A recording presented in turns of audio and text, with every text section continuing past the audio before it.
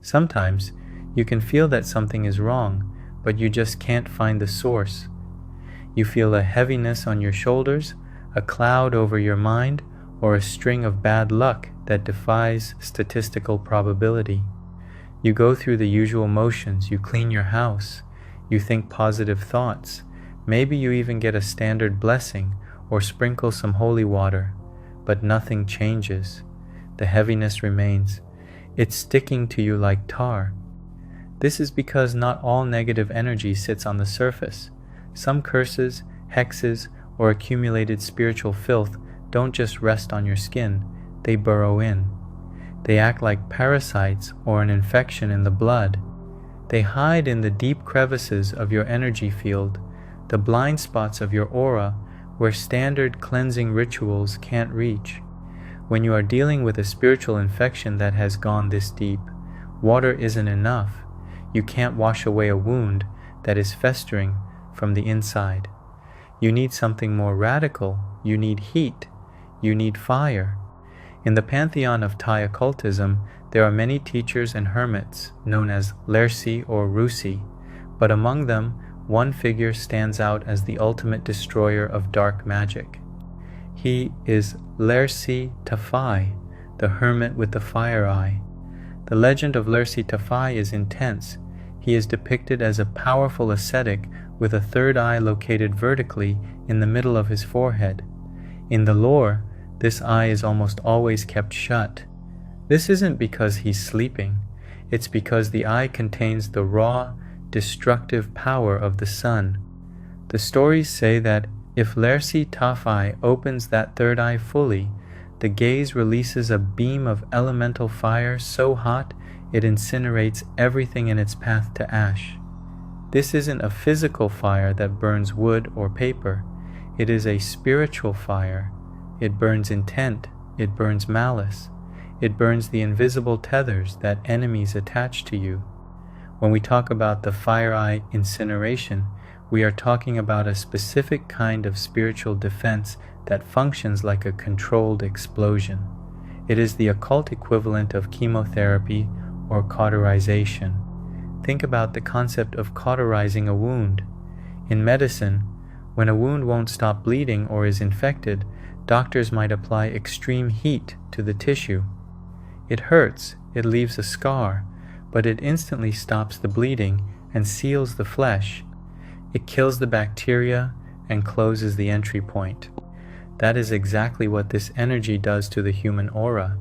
When a person is under a long-term curse, their aura becomes perforated, it gets full of holes, life energy leaks out, and bad luck seeps in. A gentle blessing might clean the surface, but it leaves those holes wide open. The fire eye energy doesn't just clean, it burns the edges of those spiritual wounds together. It cauterizes the aura. It seals the leaks with heat, creating a hardened shell that nothing can penetrate. This type of energy is terrifying to spirits and entities that wish you harm. In the realm of black magic, dark entities thrive in cold, damp, and shadowy places. They feed on fear and low vibrations. The energy of Lersi Tafai is the exact opposite.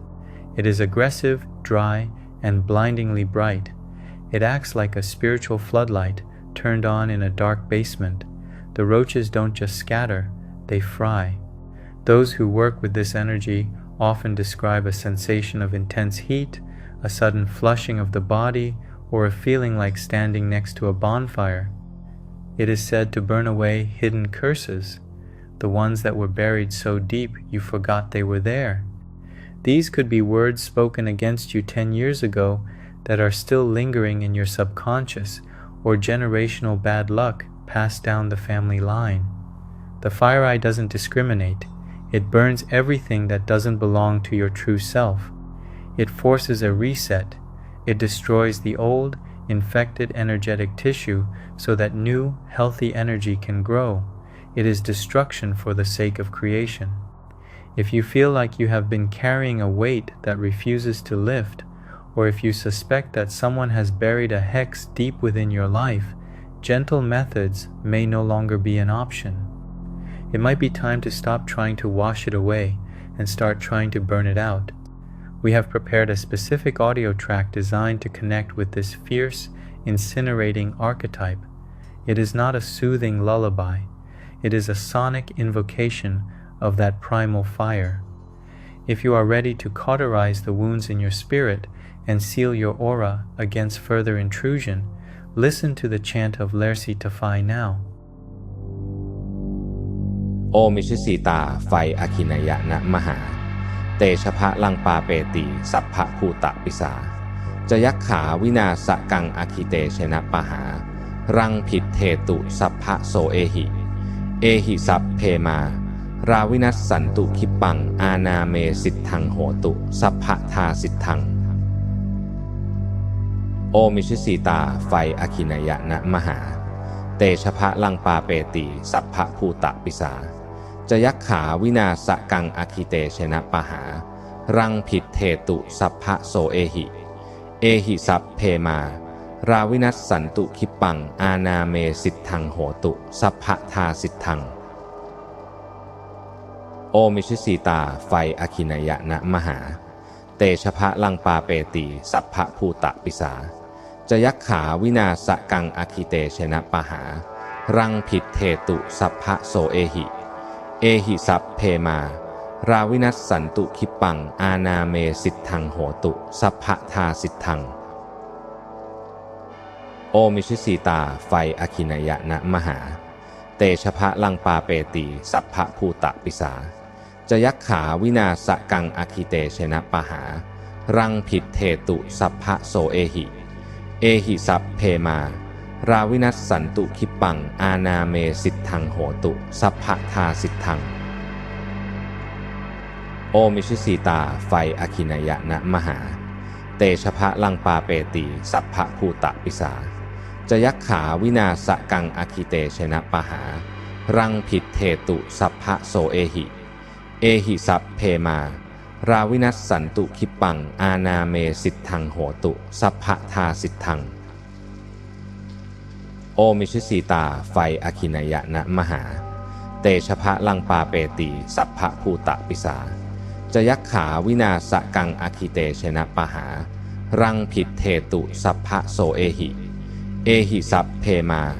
ราวินัสสันตุคิปังอานาเมสิทธังโหตุสัพพะทาสิทธังโอมิชิสีตาไฟอคินายะนะมหาเตชะพะลังปาเปติสัพพะภูตะปิสาจะยักขาวินาศกังอคิเตชนะปะหารังผิดเทตุสัพพะโสเอหิสัพเพมาราวินัสสันตุคิปังอานาเมสิทธังโหตุสัพพะทาสิทธังโอมิชิสีตาไฟอคินายะนะมหาเตชะพะลังปาเปติสัพพะภูตะปิสาจะยักขาวินาศกังอคิเตชนะปะหารังผิดเทตุสัพพะโสเอหิสัพเพมาราวินัสสันตุคิปังอานาเมสิทธังโหตุสัพพะทาสิทธังโอมิชิสีตาไฟอคินายะนะมหาเตชะพะลังปาเปติสัพพะภูตะปิสาจะยักขาวินาศกังอคิเตชนะปะหารังผิดเทตุสัพพะโสเอหิสัพเพมาราวินัสสันตุคิปังอานาเมสิทธังโหตุสัพพะทาสิทธังโอมิชิสีตาไฟอคินายะนะมหาเตชะพะลังปาเปติสัพพะภูตะปิสาจะยักขาวินาศกังอคิเตชนะปะหารังผิดเทตุสัพพะโสเอหิสัพเพมาราวินัสสันตุคิปังอานาเมสิทธังโหตุสัพพะทาสิทธัง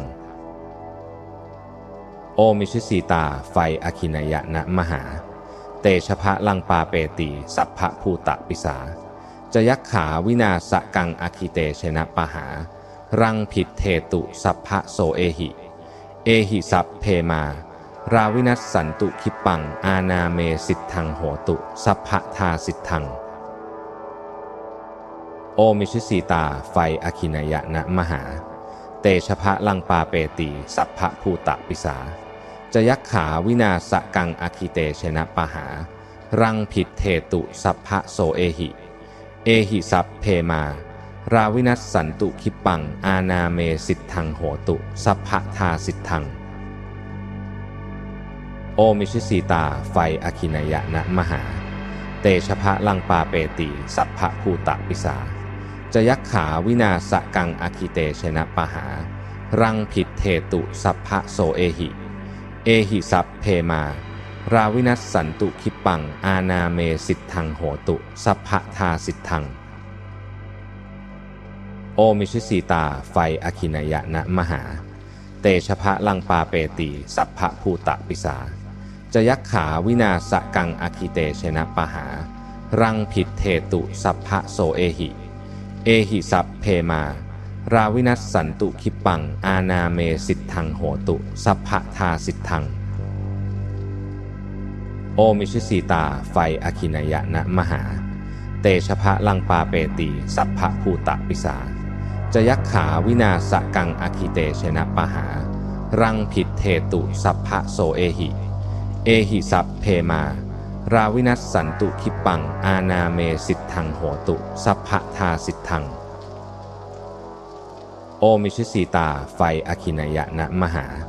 เตชะพะลังปาเปติสัพพะภูตะปิสาจะยักขาวินาสกังอคิเตชนะปหารังผิดเทตุสัพพะโสเอหิสัพเพมาราวินัสสันตุคิปังอานาเมสิทธังโหตุสัพพะทาสิทธังโอมิชิสีตาไฟอคินายะนะมหาเตชะพะลังปาเปติสัพพะภูตะปิสาจะยักขาวินาสกังอคิเตชนะปหารังผิดเทตุสัพพะโสเอหิสัพเพมาราวินัสสันตุคิปังอานาเมสิทธังโหตุสัพพะทาสิทธัง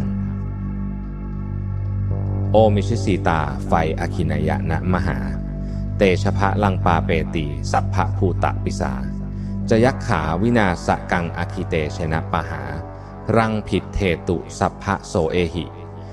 หิสัพเพมาราวินัสสันตุคิปังอานาเมสิทธังโหตุสัพพะทาสิทธังโอมิชิสีตาไฟอคินายะนะมหาเตชะพะลังปาเปติสัพพะภูตะปิสาจะยักขาวินาสกังอคิเตชนะปหารังผิดเทตุสัพพะโสเอหิสัพเพมาราวินัสสันตุคิปังอานาเมสิทธังโหตุสัพพะทาสิทธังโอมิชิสีตาไฟอคินายะนะมหาเตชะพะลังปาเปติสัพพะภูตะปิสาจะยักขาวินาสกังอคิเตชนะปหารังผิดเทตุสัพพะโสเอหิสัพเพมาราวินัสสันตุคิปังอานาเมสิทธังโหตุสัพพะทาสิทธังโอมิชิสีตาไฟอคินายะนะมหาเตชะพะลังปาเปติสัพพะภูตะปิสาจะยักขาวินาสกังอคิเตชนะปหารังผิดเทตุสัพพะโสเอหิสัพเพมาราวินัสสันตุคิปังอานาเมสิทธังโหตุสัพพะทาสิทธังโอมิชิสีตาไฟอคินายะนะมหาเตชะพะลังปาเปติสัพพะภูตะปิสาจะยักขาวินาสกังอคิเตชนะปหารังผิดเทตุสัพพะโสเอหิสัพเพมาราวินัสสันตุคิปังอานาเมสิทธังโหตุสัพพะทาสิทธังโอมิชิสีตาไฟอคินายะนะมหาเตชะพะลังปาเปติสัพพะภูตะปิสาจะยักขาวินาสกังอคิเตชนะปหารังผิดเทตุสัพพะโสเอหิสัพเพมาราวินัสสันตุคิปังอานาเมสิทธังโหตุสัพพะทาสิทธังโอมิชิสีตาไฟอคินายะนะมหาเตชะพะลังปาเปติสัพพะภูตะปิสาจะยักขาวินาสกังอคิเตชนะปหารังผิดเทตุสัพพะโสเอหิสัพเพมาราวินัสสันตุคิปังอานาเมสิทธังโหตุสัพพะทาสิทธังโอมิชิสีตาไฟอคินายะนะมหาเตชะพะลังปาเปติสัพพะภูตะปิสาจะยักขาวินาสกังอคิเตชนะปหา รังผิดเทตุสัพพะโสเอหิเอหิสัพเพมาราวินัสสันตุคิปปังอานาเมสิทธังโหตุสัพพะทาสิทธังโอมิชิสีตาไฟอคินยะนะมหาเตชะพะลังปาเปติสัพพะภูตะปิสาจะยักขาวินาศกังอคิเตชนะปหารังผิดเทตุสัพพะโสเอหิเอหิสัพเพมาราวินัสสันตุคิปปังอานาเมสิทธังโหตุสัพพะทาสิทธังโอมิชิสีตาไฟอคินยะนะมหาเตชะพะลังปาเปติสัพพะภูตะปิสาจะยักขาวินาศกังอคิเตชนะปหารังผิดเทตุสัพพะโสเอหิเอหิสัพเพมาราวินัสสันตุคิปปังอานาเมสิทธังโหตุสัพพะทาสิทธังโอมิชิสีตาไฟอคินยะนะมหาเตชะพะลังปาเปติสัพพะภูตะปิสาจะยักขาวินาศกังอคิเตชนะปหารังผิดเทตุสัพพะโสเอหิเอหิสัพเพมาราวินัสสันตุคิปปังอานาเมสิทธังโหตุสัพพะทาสิทธังโอมิชิสีตาไฟอคินยะนะมหาเตชะพะลังปาเปติสัพพะภูตะปิสาจะยักขาวินาศกังอคิเตชนะปหารังผิดเทตุสัพพะโสเอหิเอหิสัพเพมาราวินัสสันตุคิปปังอานาเมสิทธังโหตุสัพพะทาสิทธังโอมิชิสีตาไฟอคินยะนะมหาเตชะพะลังปาเปติสัพพะภูตะปิสาจะยักขาวินาศกังอคิเตชนะปหารังผิดเทตุสัพพะโสเอหิเอหิสัพเพมาราวินัสสันตุคิปปังอานาเมสิทธังโหตุสัพพะทาสิทธัง